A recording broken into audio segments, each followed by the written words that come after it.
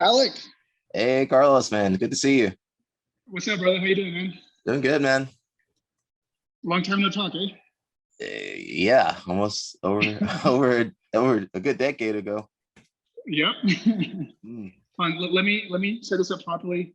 I'm gonna try. Let me try to set this up properly. Can you hear me all right? hmm Got the clean white background too. I do what I can. I do what I can. Mm. All right. One second.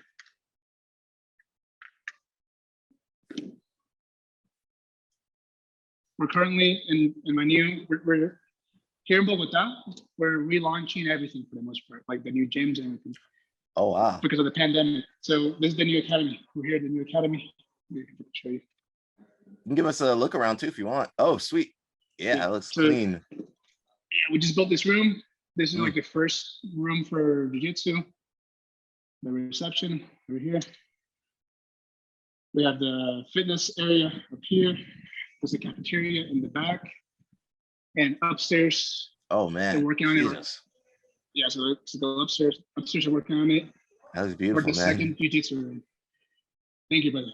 Look at your better I view. I love the white walls with the gray mats. It's like my favorite because Yeah. if it's all white, it's almost too much. But like that gray, it's very clean. Looks great. Yeah, and the bad thing is, for example, in this room, the gray absorbs too much light. Mm. So we have to like put too much, we have to put a lot of lighting in this room because I want to begin to record in this room as well, Yeah. like all the techniques in Spanish for the most part. Yeah, I saw Sinistro was doing something similar. It's just those kind of things you gotta just stick with it for like, until it blows up pretty much. Well, it's what you've been doing, right? I mean, it's what you've been Woo! doing. Boy, it's been a grind. It's been a good How long have you been working on that though? Like on uh the online presence and stuff. since 2017 I started. I had friends telling me before, like 2016, dude, get on Instagram, post on Instagram. And I was like, I'll be all right, man. I'll win some tournaments, that'll work Yeah. out. I'll That go to didn't the work out. ADCC first. Even after ADCC, it wasn't like I had a big jump or anything. Okay, okay. So you just got to keep piling. Like you'll see this, a guy might win like a big tournament. You hear a little bit about him, but then then you don't hear anything. It's just like you got to get to a point where like Flow Grappling's like wants to interview you and they're calling you up Right, and right. let Like it take. they're you by name now. Yeah, even if they know your name, that doesn't mean they're gonna call you up though. So Right, that's true. That's you gotta true. keep grinding to the point where they can't ignore you. Yeah.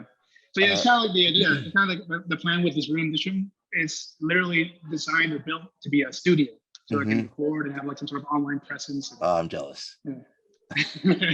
Well, I mean, when you come down, because I'm expecting you to come down, we'll definitely record some stuff in this room. So I'm not gonna keep you too long, Carlos.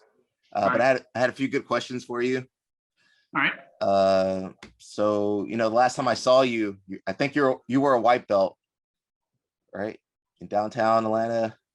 All right. So I think so. if you don't mind, can I tell the story like how like our relationship and how we know each other? Like, Yeah. because if there's, I mean, for the most part, I can't find a single picture of like me as a white belt, like of my roots in Uh, jiu-jitsu. Like I don't even know where my white belt is. Like I have no hmm. idea where my white belt is. But for those of you who don't know like relationship, Alec was one of my first professors in downtown Atlanta. I started training at Alliance headquarters in Atlanta with Mr. Jacare, and at the time it was Coriña. There were two different locations at the time. One in Sandy Springs and one in downtown Atlanta. I lived in downtown Atlanta, so I would go to downtown Atlanta. And Alec was one of the professors there. I remember walking into my jiu-jitsu class and had him like with his math book open, like Oh yeah. studying math. Oh no, they got me. I had to do that. Yep. Yeah, so I mean that's how we know each other. Like Alec was one of my first professors. I think I was blessed in my jiu-jitsu journey, like the roots, because like I had the privilege of training with different people, Mhm. like different top class compared to like I remember Chase Wheaton was one of my professors, Alec, Chris Moriarty, I had Darren. These were like the guys that would go down to downtown Atlanta and give me privates for the most part, because it would be like me and some other dude, and then every now and again we would drive up to Sandy Springs and train with Corina and train with Jacare. So I mean that's our religion. That's where my roots are. There's no, it's like very little photo evidence. Yeah. But I got my blue belt at that time. I got my blue belt under Corina. Yeah. Okay. Yeah. So can you walk us through like your path to black belt? Because after sure. like, So I was just gonna say after the downtown school closed, like I think you moved like pretty close to that time period, right? Or right. So I'm Colombian. I was born here in Colombia. I was born in Barranquilla. I was raised in the States along with my family, and when I was in college there, I started training Jiu Jitsu. But for the most part, like when I was finishing with college, I was always, my mindset was always to come back to Colombia and do my own thing here in Colombia. So that's what I did for the most part. I came back to Colombia, and I've always been an Alliance guy. Like Alliance has always been like my roots. I'm very proud of my roots. I have the Alliance logo tattooed on my ribs. Like I'm proud of it. But nowadays I manage a different academy of Affinity Studios. But my lineage is 100% Alliance. So I started with Mr. Jacare in Corina, but the lineage is Jacare, from Jacare, Fabio Gurgel Soluso, and from Soluso, Juan Miguel Iturralde, and Juan Miguel Iturralde is the one who gave me my okay. Yeah, so I mean, it's kind of curious that you did this podcast thing talking about the Jiu-Jitsu in Ecuador, and how much Ecuador, like outside of Brazil and South America, Ecuador is a power hub in Jiu-Jitsu, and it's true. In Ecuador, there's really good Jiu-Jitsu, really legit top level guys, not just like teaching, but competing.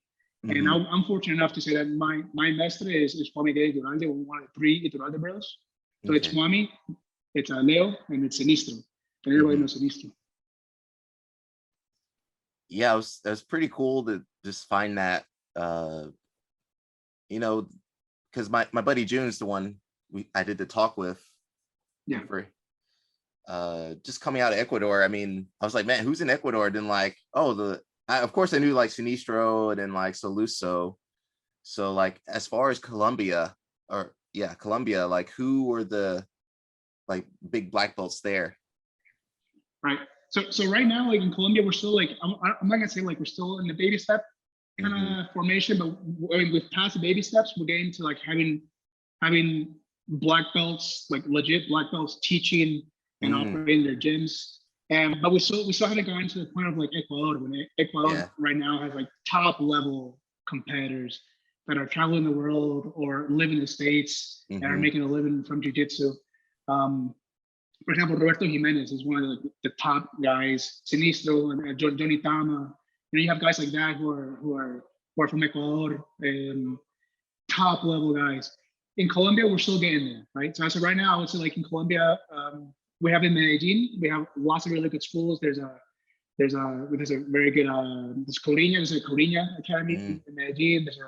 We have the Gracie, we have a Gracie Academy with professors who have Gracie blood in them. There's Gracie Bobby. There's so much going on in Medellin. In Bogota, where I'm located in Bogota, there's me.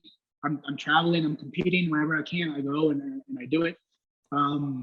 So right now, there's not that big of names coming out of Colombia, but we're definitely working on it. I definitely believe that in the next like 5-10 years, the younger guys, the next generation, are definitely gonna be there. They're definitely gonna be like top level, top names.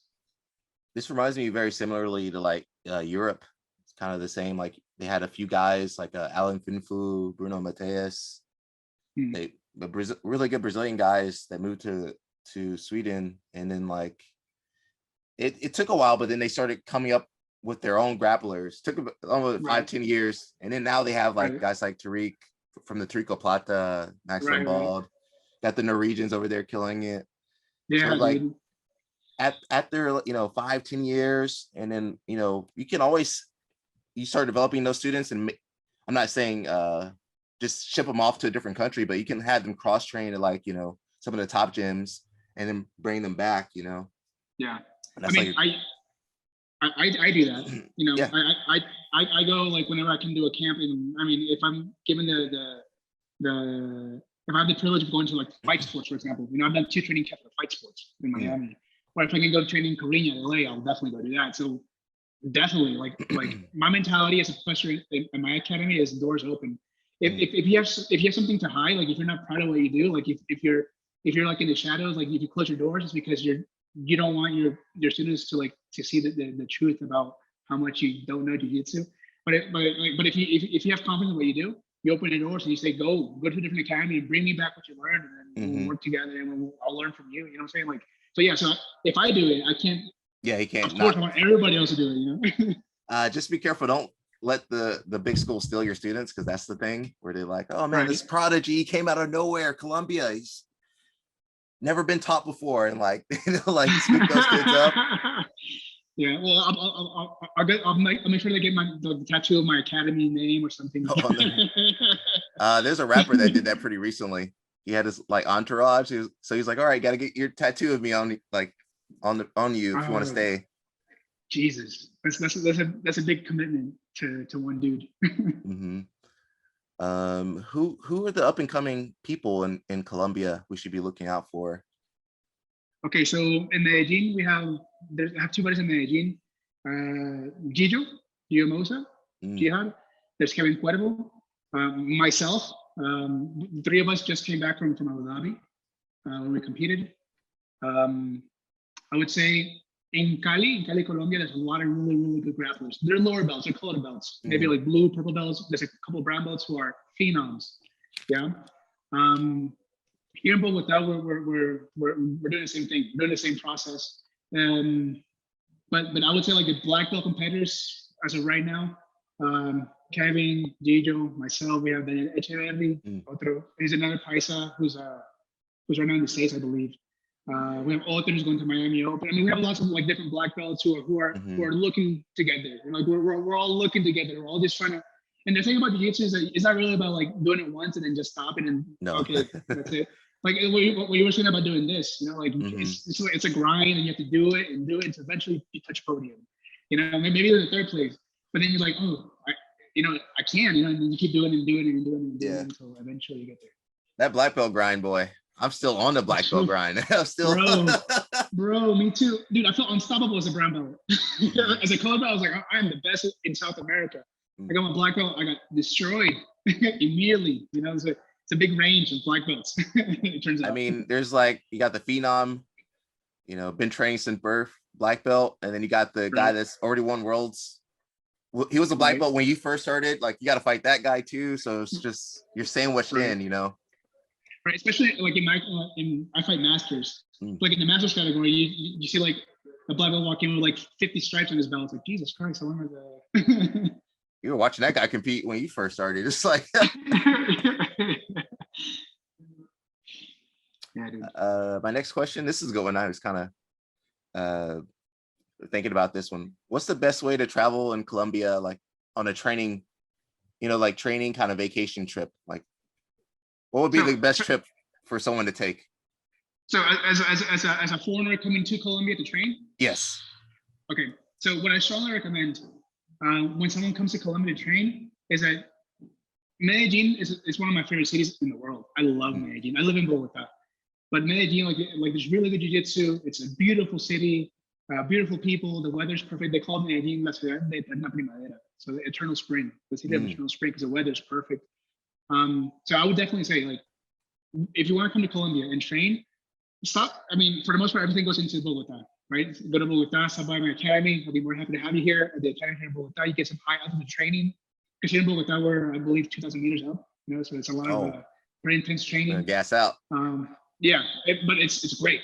It's great. Like traveling from here to like, I don't know, Panama or Miami. I feel that third lung kick in, you know. But yeah, from Bogota, I would definitely say go to Medellin. Medellin is a great place to train.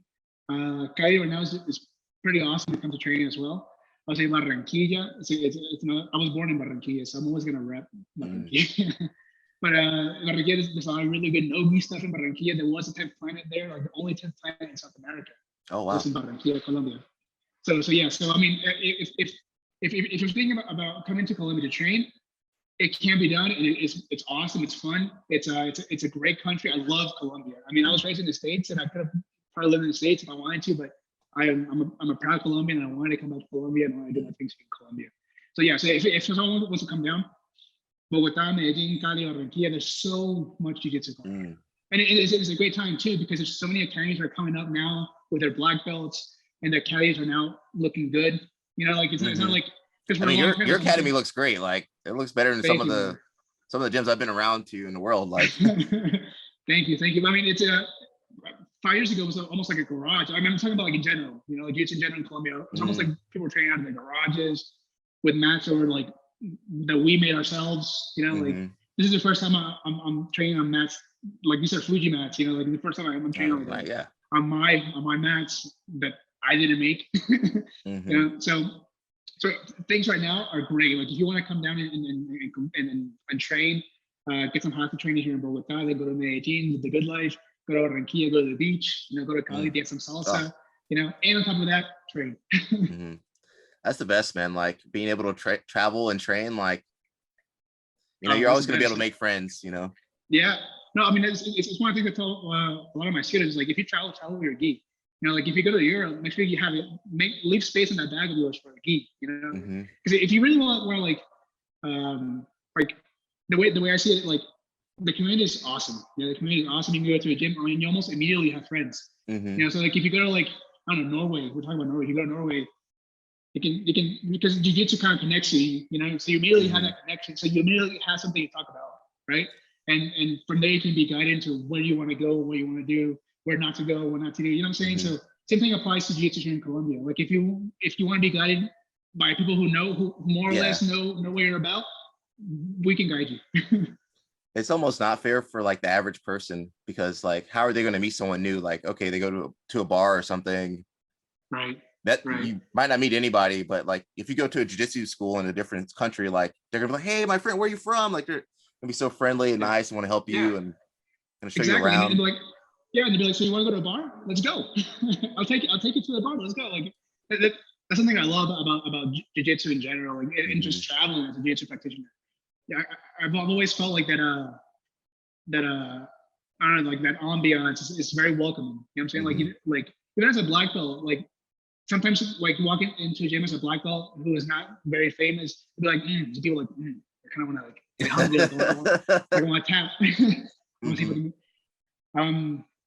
But I mean, that's whatever, you know. It comes with the territory of being a black belt, for example. But like, I love being able to go to a different gym or to a different place completely where they barely speak English or Spanish or whatever, and we can understand each other via jiu-jitsu. All right, Carlos, that's pretty much all the questions I had. Is there anything you wanted to bring up or any topics you were interested in? Anybody you want to shout out? Shout out your school, obviously. Well, yeah, I mean, if you guys are in Bogota, if you guys want to travel to Bogota, want to travel to Colombia, and looking for a place to train, I mean, I can offer, I think my academy is called Affinity Studios. We're located here in Bogota and Parque del Rey. We're reopening right now. Today was the first day. Like we just finished our first class. On the same mats you just showed me? On the same mats, yeah. Oh, okay. So we're reactivating all the training, all that stuff. So yeah, Affinity Studios. It's I'm very proud of it. You know, I'm very proud of the work that I've done here. I'm very proud of like my lineage. I'm proud of saying Alec was one of my very first professors. Alongside Paulina and Jacare and Darren and Chris and Chase. Like I felt like that's something that like those roots for me, it's like almost like a perfect combination. Like I had the best way of like start out, because I would get smashed by all of you, but in a private setting. You know what I'm saying? It's like nobody saw that. Yeah, nobody knows. I remember one time with you, I was defending. I was a white belt, and you got me an armbar, and I defended that armbar into my elbow popped. Oh, right. No. I remember you told me later, like, hey man, like it's fine, tap, no big deal, tap, or you're gonna really hurt. I remember like the white belt at me, like, no, there's no way. So, that was not my proudest moment. I'm glad no one else saw it. I don't think anybody ever sat me down and told me that. Yep. I was like, but the jiu-jitsu culture will let you know pretty fast. You know, like jiu-jitsu in general will let you know, like, yeah, tap. You know. Yeah. So yeah, no, so definitely like if definitely shout out to my academy, Affinity Studios, to the community, to the Brazilian Jiu Jitsu community in Colombia. Like I love my country. I love Colombia. Right now we're going through some stuff. There's lots of protests going on in Colombia. I have all my support with my people, con el pueblo colombiano. Like I'm 100% with them, and yeah, definitely a shout out to people who are every single day marching and protesting on their behalf. You know, so yeah, and thank you, Alec. Thank you for the opportunity. Thank you for giving me the time and the space to talk with you and everybody else who's watching. For me, it's like my curiosity, and then like, and also to catch up. It's like, man, I haven't seen you for over a decade, so it's like, what is he up to? Like, yeah. Well, I saw you at the European, so I was like, hey, it's Alec. I'm gonna say hi to Alec. And then something happened where like I had to go this way and you went that way. I'm like, oh, all right. Which one? The Next Europeans. 2018 or 2020? I went to 2018 and 2019, I think. So probably 18. 18. Yeah, I was going through some stuff. I was going through some stuff. All right, no questions asked. One thing about Europeans, I gotta say this: they always have the best gear for like. You want some bags, skis, like it's like Europeans is when you get it. Yeah, I mean they always set up shop. Like, and I remember there was a super long line, and it like went down the stairs, and it wrapped around like a couple corners. And there was a guy. I did a Cabrinha camp when I was in Portugal and in Lisbon, and there was a French couple there in that line that also did the Cabrinha camp. And I saw him, I was like, hey, what's this line for? Like, oh, it's an initially roll kimono. Oh yeah, I was like, I'm like, really? And I was like, I asked them like out of curiosity, like, do you guys have you even seen it? And they're like, no, but it's brand new. Like, I'm gonna resell it. Want to see it. I'm gonna resell it. I got a lot of friends that are into that stuff, man. Like, they love the geese. It's a business, bro. Yeah. Maybe I can get one of the guys on here. That'll be kind of cool. Let's see. Yeah.